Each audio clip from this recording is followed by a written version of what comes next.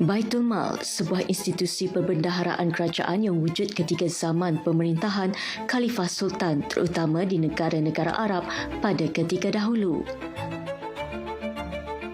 Pada zaman moden ini, Baitul Mal diakui sebagai institusi yang boleh dipertanggungjawabkan dalam pengagihan zakat di sesuatu negeri di Malaysia.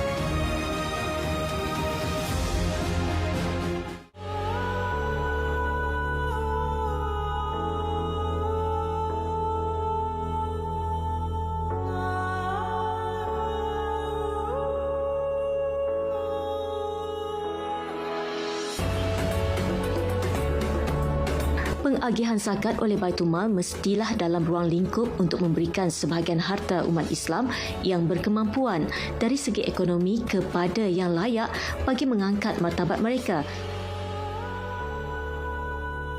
supaya kemakmuran ekonomi umat Islam serta hubungan persaudaraan orang kaya dan miskin dapat dijaga.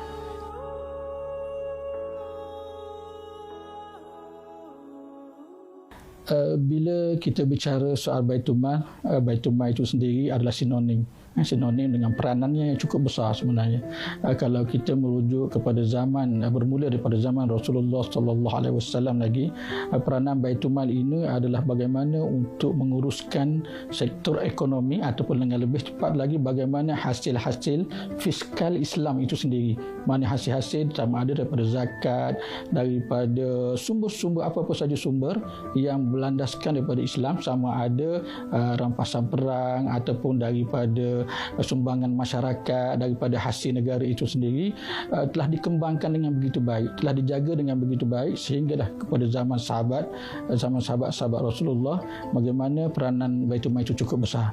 Cuma dalam keadaan pada hari ini, jika kita refer pada hari ini, konsep Baitul Mal itu mungkin boleh dirujuk kepada Majlis Agama Islam negeri-negeri selaku pihak yang diberi kuasa, selaku pihak yang diberi tanggungjawab untuk menguruskan harta-harta seperti zakat, wakaf, luqatah, faraid dan sebagainya untuk manfaat umat Islam. Sama ada manfaat itu dalam bentuk agian terus bagi membantu masyarakat Islam yang dalam kesusahan ataupun lebih luas lagi untuk membantu masyarakat secara keseluruhannya untuk menjalani kehidupan lebih selesa dan akhirnya memberi manfaat kepada negara dan juga agama itu sendiri. Amanah yang diberikan penting bagi memastikan kemakmuran ekonomi umat Islam dapat dicapai. Secara ringkasnya, Institut Kemahiran Baitul Mal ditubuhkan pada tahun 1991. Pada awal penubuhannya, ia dikenali sebagai Pusat Latihan Fakir Miskin dan kemudian ditukar nama kepada Pusat Latihan Kemahiran Baitul Mal. Dan pada tahun 1995, sekali lagi nama tersebut ditukar kepada Institut Kemahiran Baitul Mal. Dan penubuhan Institut Kemahiran Baitul Mal ini adalah salah satu usaha Mawib untuk membasmi kemiskinan di wilayah persekutuan khususnya dan Malaysia amnya, dengan cara memberi mereka peluang menjalani latihan kemahiran secara tersusun dan akhirnya mereka boleh berdikari untuk membantu keluarga mereka setelah tamat latihan di institusi ini. Usaha mengagihkan zakat bukan sesuatu yang mudah. Amanah pemberi zakat yang dipikul adalah untuk diagihkan kepada mereka yang betul-betul layak dan akhirnya melestarikan ekonomi umat Islam ke tahap lebih tinggi. Pengagihan zakat oleh Baitul Mal Mawib ini pada asasnya kita melihat kepada keperluan lah. Keperluan pada saya dalam Islam jelas. Bila kita melihat keperluan ataupun kita sebutkan sebagai kifayah itu, keperluan masyarakat, sudah pasti dalam masyarakat, dalam Islam kita menggariskan 6 perkara. Pertama dalam bentuk makanan asasi, pakaian, perlindungan, pengangkutan perubatan dan sebagainya. Dan sudah tentu kita perlu melihat perkara daruriyat ini, keperluan yang asas ini perlu kita santuni di peringkat awal. Okey, sebab itu dalam bantuan kita bagikan pelbagai sektor. Macam saya sebutkan, jadi kita ada sektor kebajikan, kita ada sektor pendidikan, kita ada sektor perubatan, kita ada sektor keusahawanan dan juga untuk membangunkan ummah itu sendiri serta dakwah. Jadi sektor-sektor ini kita pecahkan kepada 30 skim yang utama. Kita directkan terus. Ada yang dalam konteks direct ni kita bagi bantuan secara one off, ada yang secara bentuk bulanan. Tetapi yang lebih menarik, macam saya sebutkan tadi, dalam konteks bantuan juga kita ada juga beberapa bantuan yang bersifat membangunkan asnaf itu sendiri. Itu yang saya sebutkan tadi. Dalam sektor ekonomi kita ada bantuan perniagaan, dalam sektor pendidikan kita ada bantuan latihan kemahiran industri, dan kita juga sekarang sedang merancang untuk bagaimana kita nak mewawarkan, bagaimana untuk kita menarik perhatian kepada asnaf itu dengan menjalinkan kerjasama. Bagaimana saya sebutkan tadi, kita juga agak ada program job matching seumpamanya contohnya, dan kita juga ada program latihan kemahiran industri. Sebab kadang-kadang ada juga di kalangan anak-anak asnaf kita ini yang mungkin pelajaran mereka agak tercicir. Jadi inilah caranya bagaimana kita tidak mahu membiarkan mereka terus tersangkut ataupun terus hanyut dengan tanpa pendidikan, tanpa pelajaran. Maka kita menjalinkan kerjasama dan kita memastikan anak-anak ini memasuki satu bidang yang kita namakan TVET, kemahiran, tetapi yang pasti mereka dijanjikan pekerjaan bila tamat pelajaran nanti. So inilah antara agihan-agihan yang kita bantu masyarakat Islam khususnya di wilayah agar mereka dapat berdaya saing dan seterusnya dapat menjalani kehidupan dengan lebih selesa.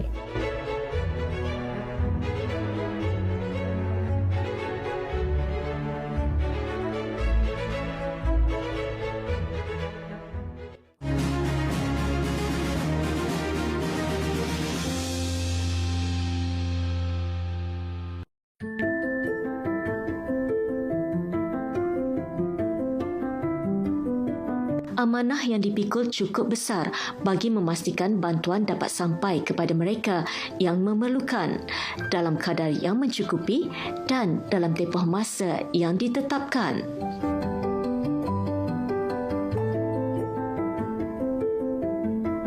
Saya merupakan penerima bantuan pelajaran daripada MAWIP bermula daripada zaman sekolah rendah lagi sehinggalah zaman universiti. Dan saya nampak MAWIP ini bukan sahaja dia memberikan bantuan dari sudut kewangan makanan, malah dia juga memfokuskan di dalam bidang pendidikan dan pembangunan modal insan. Sebab saya merasai apa yang MAWIP telah berikan kepada saya, dan dia bukan sahaja memberi impak kepada jangka masa yang singkat, malah dia membantu dalam jangka masa yang panjang. Walaupun saya hanya menerima bantuan itu ketika zaman belajar saja, tetapi dia sangatlah memberi impak sehinggalah zaman belajar, sehinggalah dia menanamkan diri saya bahawa tidak ada yang mustahil untuk seseorang itu berjaya. Dan zaman tu kita menyangkakan bahawa orang yang berkemampuan sahaja boleh berjaya. So saya meletakkan skeptikal tu ke tepi, bahawa saya nak buktikan bahawa orang yang kurang berkemampuan juga tidak mustahil untuk berjaya.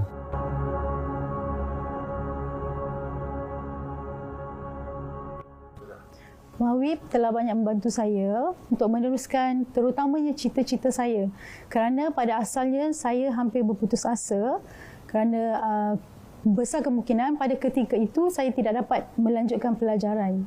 Berkat dengan permohonan yang diterima sebagai anak didik di Darul Kifayah ini, saya berjaya meneruskan pendidikan pada tahun 1999 sehingga 2001, iaitu mengambil ujian ketika itu PMR dan melanjutkan ke SPM. Dan pada masa itu saya bertekad untuk berkorban, masuk ke sini, meninggalkan semua persepsi negatif masyarakat pada ketika itu, dan saya nak meneruskan cita-cita saya sebagai seorang peguam. Pada asalnya MAWIP merupakan organisasi yang tidak banyak organisasi di bawahnya lah, dan MAWIP kini bagi saya telah banyak membantu masyarakat umumnya kerana telah terdapat banyak option untuk pelajar-pelajar yang kurang bernasib baik seperti saya, asnaf dan juga yang tidak mempunyai peluang mendapat pendidikan untuk mendapat pendidikan yang lebih sempurna lah, dengan menempatkan kami anak-anak yatim di sini. Tidak dinafikan ketika pandemik COVID-19 dan bencana banjir lewat tahun 2021, dana kebajikan Baitul Mal digunakan secara tersasar.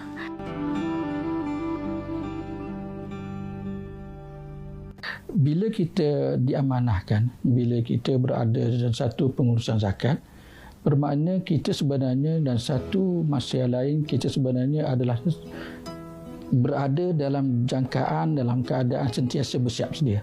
Sebab sesuatu musibah, sesuatu perkara yang kita tidak jangka berlaku ini boleh berlaku bila-bila masa.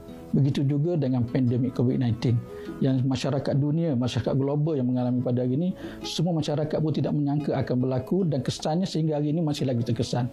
Begitu juga dengan cerita banjir lah. Kita pun tidak menyangka baru-baru ini bagaimana banjir besar melanda wilayah Persekutuan Kuala Lumpur dan juga Selangor terutamanya. Kalau macam negeri-negeri lain, tempat yang dah biasa itu mungkin dia dah biasa. Macam Kelantan, Terengganu dia dah biasa. Tetapi macam mana dengan masyarakat kita yang dikejutkan dengan bencana-bencana semua itu. Sebab itu dalam konteks agihan kita memang sentiasa ada itu. Kita sentiasa ada dan kita sentiasa memikirkan bagaimana perkara yang seharusnya kita dapat membantu mereka memberi sumbangan itu atau bantuan itu dalam keadaan segera. Sebab masyarakat memerlukan segera dalam keadaan sebegitu. Sebab itu dalam konteks pandemik COVID-19 kita telah mewujudkan satu program Mawid Prihatin yang 1.0, 2.0 dan sehingga 3.0 pun bagaimana kita menyalurkan bantuan itu pada masyarakat yang terkesan. Kita bantuan secara one off terus kepada mereka-mereka yang memerlukan terkesan dan kita membelanjakan hampir 100 juta lah untuk program Mawid Prihatin itu saja. Begitu juga dengan banjir besar yang melanda dan Alhamdulillah kita di peringkat pengurusan Mawid kita telah meluluskan hampir 35 juta dan peruntukan itu bukan saja untuk masyarakat di wilayah, bahkan kita berkongsi rasa dengan masyarakat di luar sana yang terkesan dengan banjir seperti di Selangor, Pahang, Melaka dan sebagainya. Dan ini adalah satu perkara yang sentiasa kita fikirkan dan kita berharap dengan sedikit sebanyak bantuan ini kita bukan saja dapat membantu mereka yang terkesan, bahkan dapat bersama-sama dengan kerajaan untuk membantu masyarakat yang terkesan dengan situasi bencana pada hari ini. Institusi pendidikan adalah aset terpenting bagi Mawib kerana di sinilah lahirnya tenaga muda yang bakal menyumbang bakti kepada negara melalui Baitul Mal sebagai pembangkit. Saya memulakan pengajian saya dalam bidang pengajian audiologis di Universiti Sains Malaysia pada tahun 2006. Pada waktu itu, sebagai pelajar, kita tak tahu hala tuju kita macam mana. Tapi dengan bantuan Majlis Agama Islam Wilayah Persekutuan dan YPM, kita dapat motivasi untuk meneruskan pengajian tu. Dari situ, pada 2019, saya menamatkan pengajian saya sebagai seorang pegawai pemulihan pendengaran, iaitu seorang audiologis. Kerjaya ini dia salah satu dalam bidang sains kesihatan juga. Macam kalau anda semua tahu seperti seorang jururawat, sebagai seorang fisioterapi ataupun pegawai pertuturan. Jadi kami juga antara salah satu bidang kesihatan juga. Dalam bidang saya untuk pendengaran, saya membantu memberi alat bantu pendengaran. Bagaimana saya membantu pesakit-pesakit ini adalah dengan memberi servis. Saya memberi servis kepada mereka sebagaimana saya ingin menerima servis daripada orang lain. Selain daripada itu, saya juga ada terlibat dengan kebajikan. Dalam saya memberi alat bantu pendengaran, saya juga akan cari siapa yang layak untuk mendapat bantuan alat bantu pendengaran.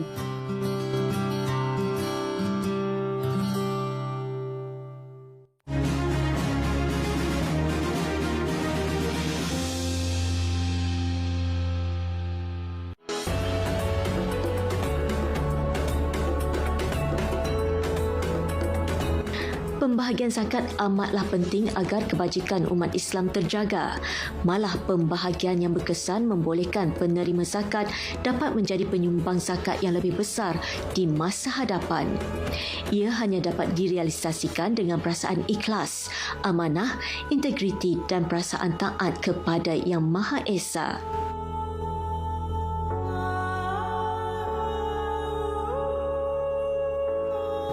Alhamdulillah, PIKOM sekian lama terdiri sebagai college universiti. Kami ke arah universiti penuh insya-Allah tahun 2023. Kita mahu melahirkan hasrat supaya anak-anak yang di luar sana, terutamanya dari golongan B40 ataupun asnaf, mereka tidak terpinggir dalam arus pemodenan negara, pembangunan negara. Mereka juga diberikan peluang yang sama besar dan sama besar supaya mereka boleh terus sambung dan terus bekerja selepas ini. Kerana kita percaya bahawasanya pendidikanlah yang boleh mengubah nasib bangsa. Pendidikan juga boleh mengubah status mereka daripada asnaf kepada pembayar zakat satu masa nanti. Majlis Agama Islam Wilayah Persekutuan sentiasa komited dengan adanya pembayar-pembayar zakat. Pada tahun ini kami telah mengutip dana zakat sebanyak 800 juta lebih. Dan ini tidak ke mana, tuan-tuan dan puan-puan, melainkan untuk kita bangunkan pendidikan anak-anak asnaf kita, membangunkan asnaf supaya mereka juga terus bersama dalam arus pembangunan negara dan mereka tidak terpinggir. Di sini kita lihat keprihatinan Majlis Agama Islam Wilayah Persekutuan, keprihatinan kita punya kerajaan supaya semua anak-anak, semua individu yang terutamanya golongan B40 dan asnaf terbela dan terjaga dan mereka juga menjadi ejen pengubah nasib masyarakat. Kita yakin dan percaya bahawasanya pembayar zakat yang sentiasa membayar zakat pada Mawib menjadi satu ekosistem yang besar. Dan di sinilah kita lihat bahawasanya duit zakat ini telah pun dibangunkan kepada anak-anak asnaf dan B40. InsyaAllah bersama kita membangunkan ekonomi kita melalui zakat di bawah Majlis Agama Islam Wilayah Persekutuan.